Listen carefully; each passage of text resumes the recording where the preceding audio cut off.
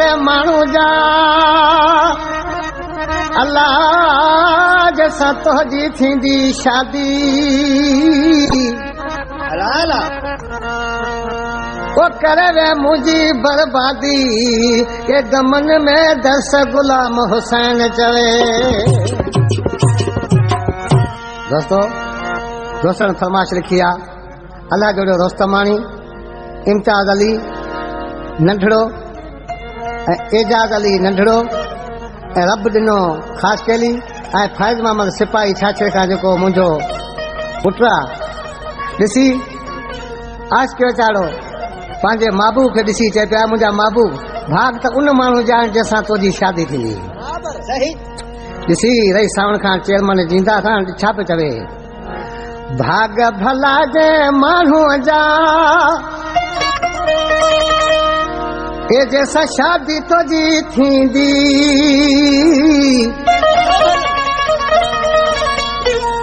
सो त नसीबन वारो हूंदो दिल में बि तोखे लॻंदी।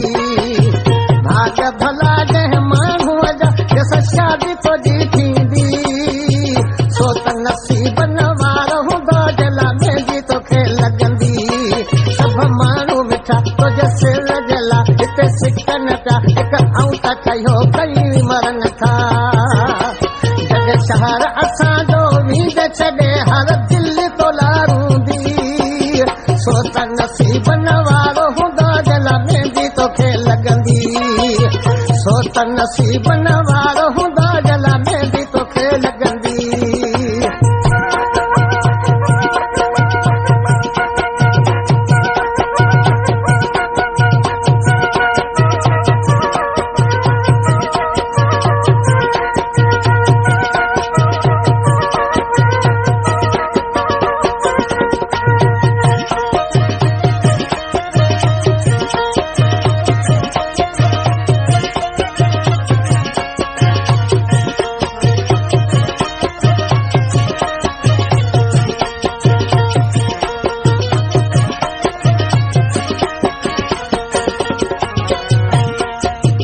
ॻोठ वारा माण्हू सारा मस्त तोते आहिनि मुंहिंजा प्यारा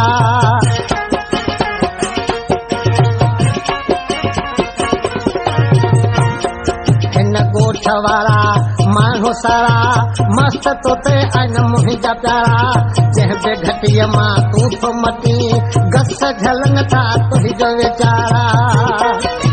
नथो वॾो माण्हू तो न चरियो तूं न कंहिंजी ॿुधी सो त नसीबन वारो हूंदो दिल में बि तोखे लॻंदी सो त नसीबन वारो हूंदो दिल में बि तोखे लॻंदी।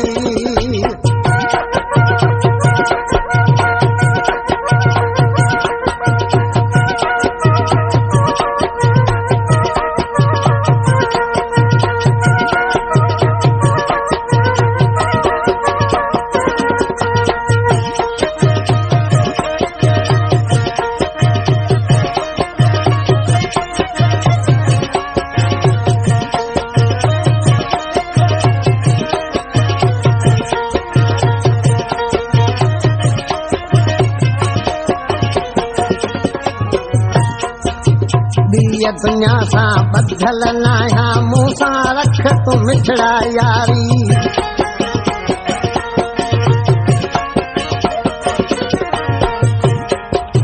ॿीअ दुनिया सां बधल नाया मूं सां रख तूं मिठड़ा यारी हे सूंह वारा तोखे चवां थो वस में नाहे दिल वीचारी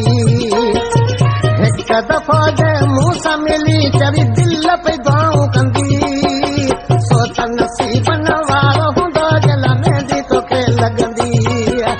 सो त नसीबन वारो हूंदो दिल में बि तोखे लॻंदी।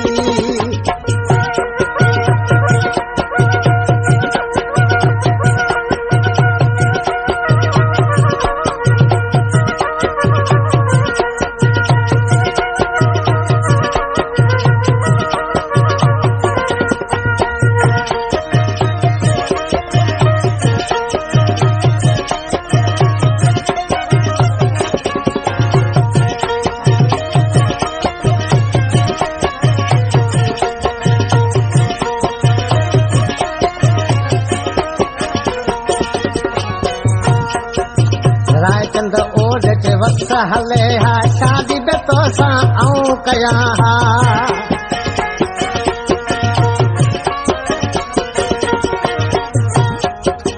रायचंद ओज चे वस हले हा शादी बि तोसां आऊं कयां हा ढोल वॼाए मेजूं लॻाए ॼञ वठी तुंहिंजे घर अचां तुंहिंजी सूरत सुहिणी अख निमाणी मूंखे आहे वणंदी सो त नसीबन वारो हूंदो जल में बि तोखे लॻंदी सो त नसीबन वारो हूंदो जल में बि तोखे लॻंदी भाग भला ते माण्हूअ जा जस शादी तुंहिंजी थींदी सो त नसीबन वारो हूंदो जल में बि तोखे लॻंदी सभु माण्हू मिठा तुंहिंजे सिर जला हिते सिकन था हिकु आऊं त ठहियो कई मरण पिया जॾहिं शहर असांजो वीज छॾे हर दिल पई तो लड़ंदी सो त नसीबन वारो हूंदो जल में बि तोखे लॻंदी सो त नसीबन वारो हूंदो जल में बि तोखे लॻंदी। वीडियो पूरा देखने के लिए धन्यवाद। सिंधी लोकगीत चैनल में आपका स्वागत है। हमारे इस चैनल सिंधी लोकगीत चैनल को सब्सक्राइब जरूर करें और वीडियो को लाइक जरूर करें ताकि हमारी हर आने वाली वीडियो सबसे पहले आप तक जरूर पहुंच सके। धन्यवाद।